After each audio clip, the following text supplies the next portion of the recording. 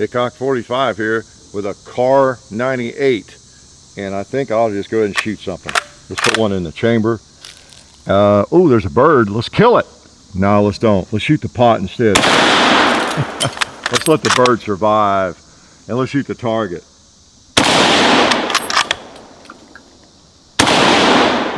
Yeah, and let's go ahead and kill a 2-liter, and maybe another one. That should empty it. Yes, 8mm Mauser. Okay, and is that pretty or what? Let me close that bolt. Is that gorgeous? Now, some of you might think it's not gorgeous at all. That is ugly. Well, you might not be a real gun nut, you know, as Jeff Foxworthy might say. But it's beautiful to most people who, oh, I don't know, enjoy the old firearms, the military surplus firearms. It's just gorgeous. It really is. And gorgeous is relative, we'll have to say, right? And it didn't come from buds. Not to say they wouldn't have something like this. You know, they take in a lot of used guns, but we appreciate them helping us with all the newer guns we get from them, and I hope you'll check out their website. And don't forget to go to the description if you're not an NRA member and join the fight. All right, again, NRA is not perfect, neither is any group that you even know about, right? But boy, they do a lot for our gun rights, and have for a long time. And so if you're not a member, you need to be. You need to start with them and then join your state organizations and other gun rights groups, as many as you can. And I think I've gone through the list that I belong to. It's 7, I don't know, it's a lot of them. And anyway, please do that. Oh man, thing is breathtaking. I mean, it really is. It is pretty. So, and look, John, I just noticed those today. You know, that could be someone who bought this gun in 1965 and said, I'm going to put some scratches on here and make them look like kill, you know, notches or something. So you never know. But they were done intentionally. Those are not just marks that, you know, you just get from fingernails or, you know, banging it around, you know, inside that like that. So you never know. And that's the beauty of these old guns. This one was made, get ready. My relatives in Kentucky, this is going to be a test for them, okay? Let them guess how old this is. If any of my relatives are watching, get out your calculators, all right? The year is 2017 as we do this. And this was made in 1917, okay? 1917. So get those calculators whizzing, and, you know, make sure your batteries are charged, and tell us how old it is. I'm going to tell you, before you get calculated, it's 100 years old, all right? 100 years old.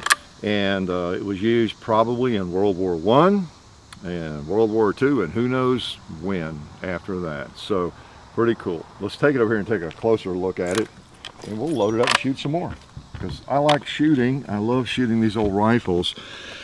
Now, some of you might be confused, like I was, and I have been. I'm not a Mauser expert. I mean, I've talked to people who have written books on them that really are experts. I'm a jack of all trades, as you all know, and master of none. And I was not really familiar with these particular models, some of these carbines that came out prior to the K98K. Now, if you Google K98K or KAR98 and all that kind of thing, you're more likely to get information on this rifle, you know, that was made in 1943, you know, when they you know, adopted that over the G98, which was longer, which is on the right there, the longer one that, you know, from 1898. Great rifle. Well, then they shortened it up, and then the standard issue was the K98K, you know, great rifle, and many of you own those.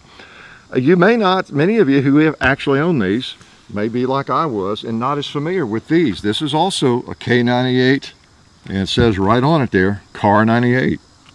Now, this one is probably most often referred to as the KAR98S, okay? I don't want to confuse you, because I was confused. I'm going to give you probably less information than more, because I don't want to thoroughly confuse you.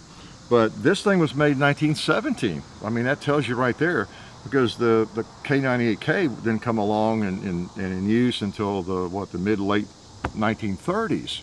So 1917, what's this thing doing out? Look at that. Essentially almost the same gun, right?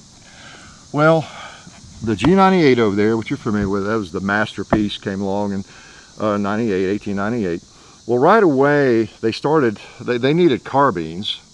They weren't sure whether they wanted a carbine or a carbine, and they settled on a carbine, so that's the word I'll use. And so they made some short versions of, you know, these rifles. And the first ones, the first carbines were, I think, a 17-inch barrel. They had a different stock than this. And they were fine, you know, they're pretty short.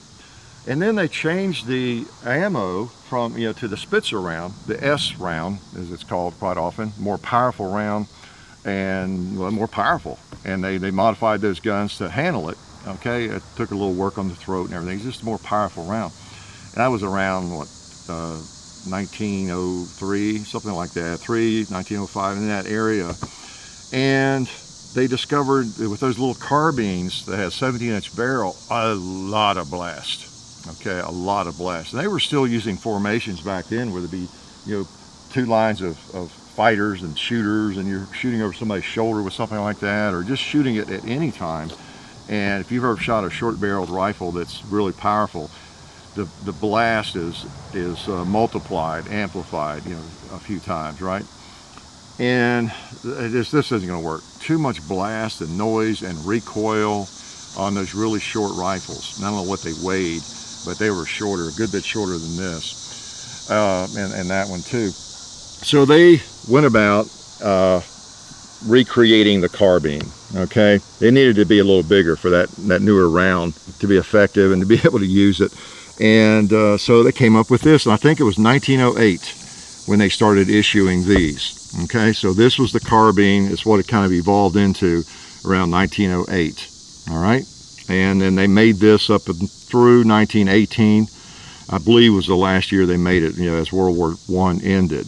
All right, made a lot of them, about 1.5 million, I think, at the 4 different arsenals in Germany. This was Amberg, Danzig, Spandau, and Erfurt, where this one's made, Erfurt. Erfurt made most of them. And so that's where they were. That's how this came about. It's the enlargement, basically, of the first carbines that they made. You might have seen some of those. You don't see those too often. I know there was a Swedish carbine I've seen at gun shows that I think was just like that. And it's really short, really cool looking, but it'd be a killer to shoot probably. But not so much in the 6.5, you know, Swiss round or Swede round. But in the 8mm Mauser, you know, there'd be a handful. And so that's why they came with a little bit bigger rifle. All right. Now, the thing that makes it confusing, and I don't want to get it wrong, is it's called by so many different names. Most commonly, this is called the KAR98S. Okay, so if you ever see something about the KAR98S, this is what they're talking about. All right, or even the KAR98AZ. As I understand from my reading, they referred to it as an AZ during the trials. That was kind of the designation for it as they were testing it in the trial period. And I read someone was saying that terminology is not appropriate to even use, you know, after that. So I don't know what he knows, but knows more than I do probably. So that's why you'll see them called, someone will refer to it as a KAR98, K98AZ or K98S. That's what they're, or K98A, excuse me, not S. This is what they're referring to probably, okay? The enlargement of the carbine, all right? And I'm gonna shoot it. And one of the distinctive features is the stacking hook. When you see that, you can probably guess this is what it is, because I don't think they had those on any of the later models, you know, the K98Ks and that kind of thing. All right, so this goes back further. If you didn't know, they were making a short rifle like this, a carbine, that looks a lot like the K98K. Now you know, okay? And I was really not that aware of it myself. And to celebrate my enlightenment, I'm just gonna smoke that pot. And maybe that Kentucky 2-liter. And it shoots well, you know, imagine that. There's a bowling pin wearing a hat.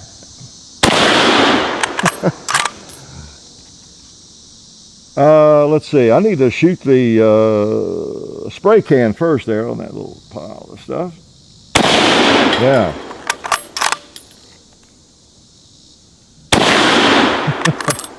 And then the 2-liter. Oh man, good old 8mm. We appreciate the ammo from Federal, as you know, because this stuff is, I saw this, I didn't realize it was that expensive. It was like $30, $35 a box of 20 of these. So the 8mm ammo is not cheap in modern commercial, loadings.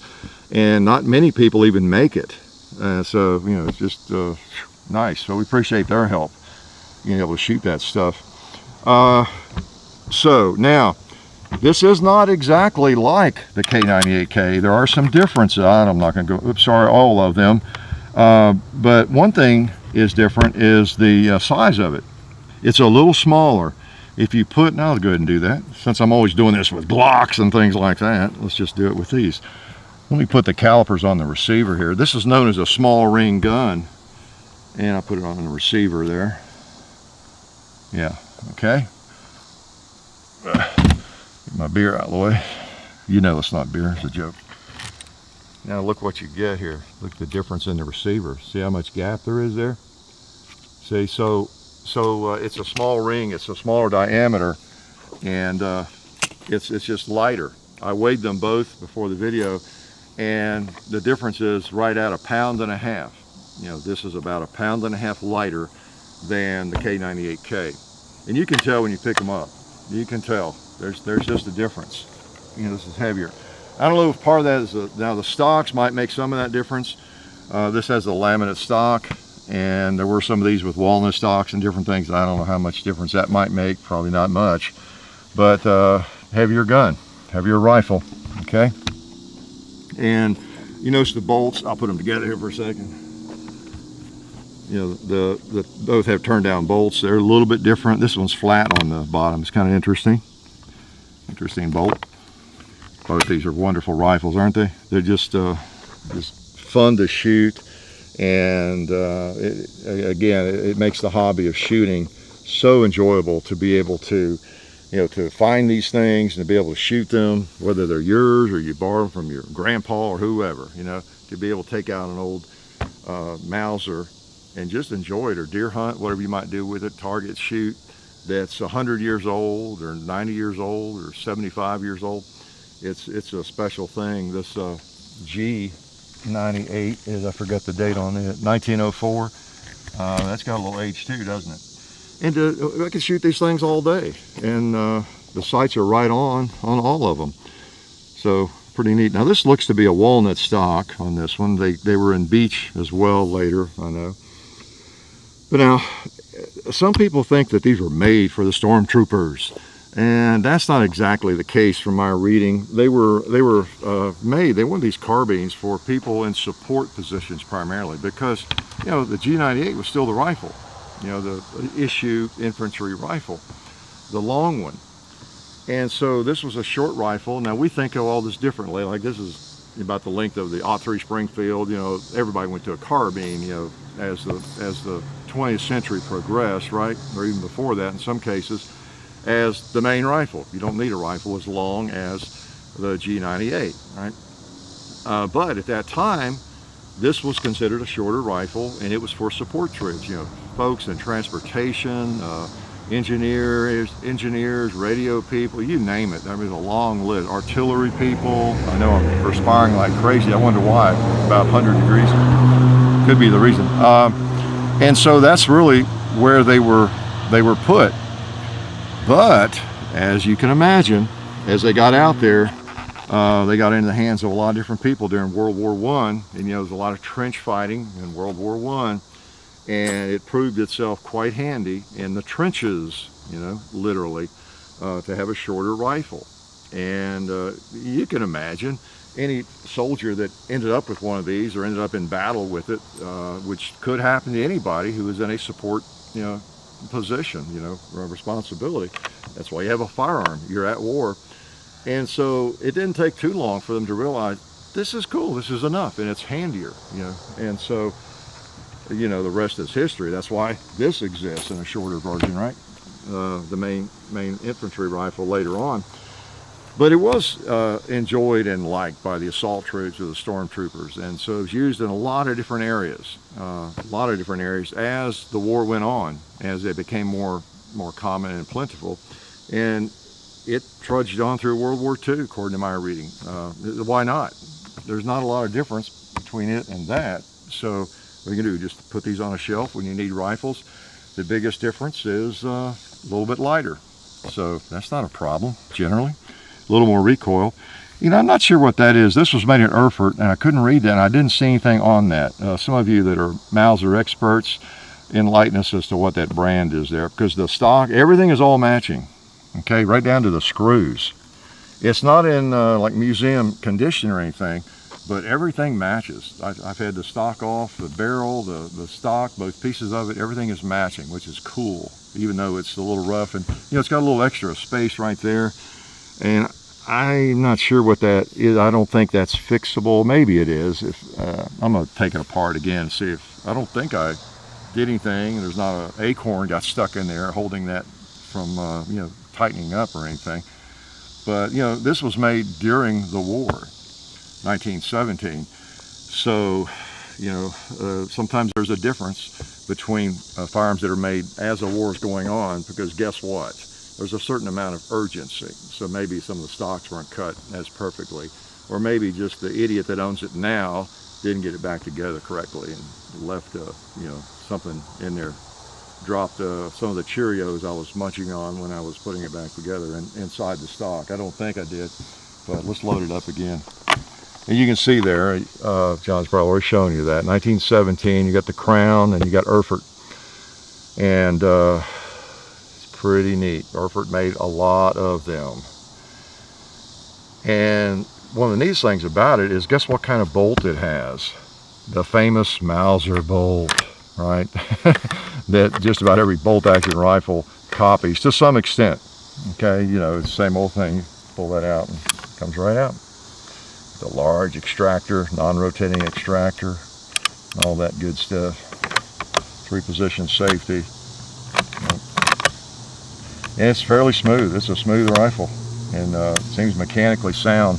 I've been shooting it and enjoying it, and it is cool because the barrel bands and everything match. You know, up here, just I can't find anything on it that does not match. The sight, and this is kind of rough shape, I guess you'd say, which is cool for everything to match and it to be in this condition.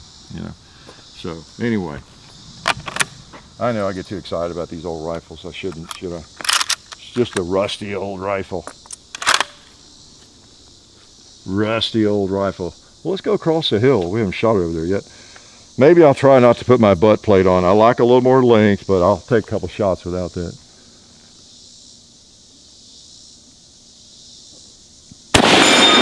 That way if I miss, I have an excuse.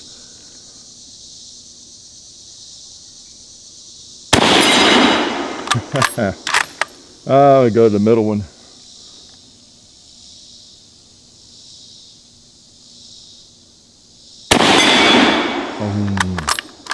Try that little bitty one. Oh, probably went under it.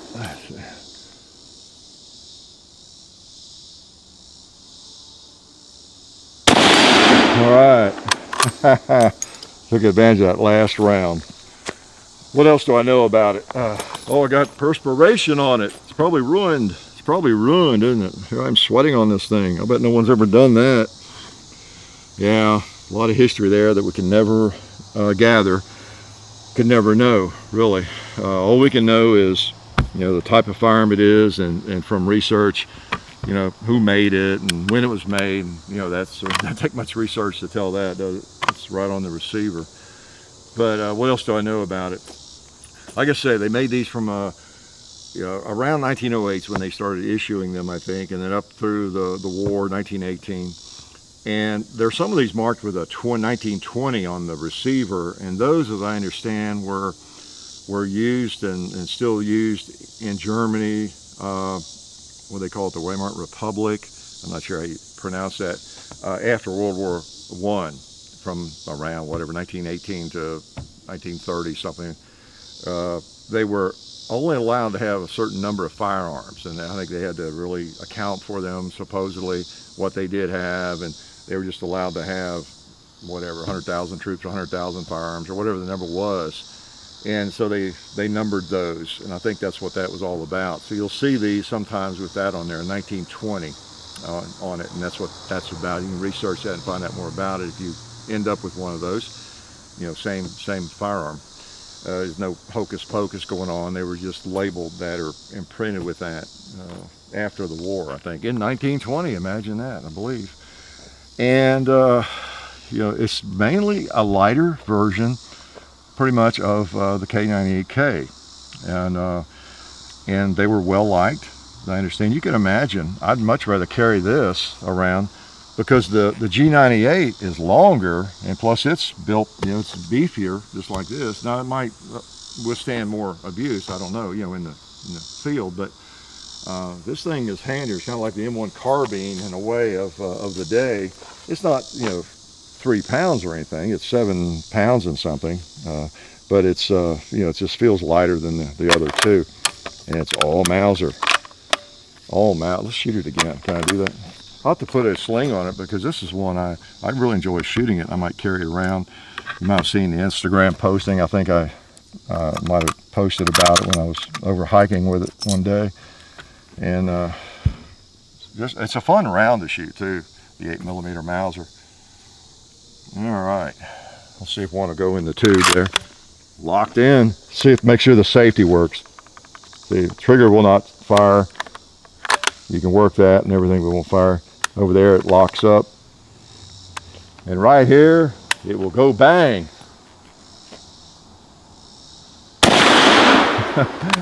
And I see a watermelon. You thought you know what, John? There's a pot behind it. I wonder if I can get both. I'm gonna try it too.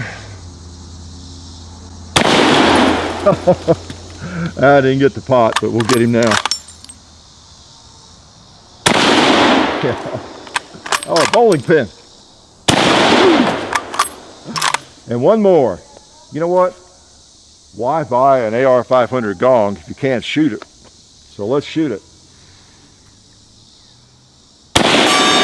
Yeah. Put an 8mm Mauser on it. Yes, I have grown to enjoy the 8mm Mausers more and more as time goes on. And you know, we acquired a G98 recently. John gave me for Father's Day and my birthday, which you may not have seen yet, or you may have, which is not truly a Mauser, but you know, kind of in the same family. So we have several representatives from the time period, late 1800s, well, the early 1900s, and late 1800s, that fire that wonderful 8mm round, and able to have a lot of fun with them and bring them to you all. And there's probably something about it that I did not tell you. It's all matching, and it's I think I've talked about the times and the use of it, at least a little bit that I know. And you can imagine how popular, you know, it would be, because it really does. It's just really handy. You just want to shoot it. You really do. So anyway, the K98, KAR98, it's a KAR98, or it is. And then of course the ones used in World War II, well, this was used too, but the other one on the table is more as a KAR98K. But people tend to just say KAR98, and without really necessarily meaning this particular rifle. That's part of the reason, I think, for the designation KAR98S, you know. And it's a little bit like talking about 1911, isn't it? You know, someone might say, I bought a 1911 at the gun show, and they could mean a brand new Springfield or a Wilson Combat or something, or they could mean really a 1911 that was made in 1913 or something, you know. So you have to explain yourself. So anyway, pretty cool rifle, and I know that most of you can appreciate a good old rifle like this, just like John and I do. So glad you could be by tonight. And probably wherever you are, it's not 98 degrees with humidity to match, but that's why we do this. So you can sit in the cool air conditioning, you know, of your living room, and we just do the hard work for you, the heavy lifting. Life is good.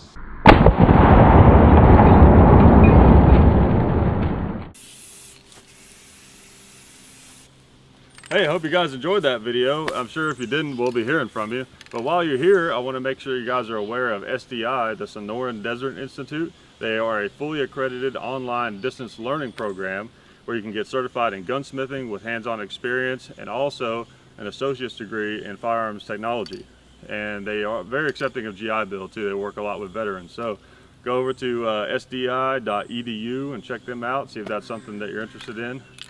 And also, while you're going out on the interwebs and looking at things like that, don't forget the Hickok 45 Facebook if you're a Facebook kind of guy.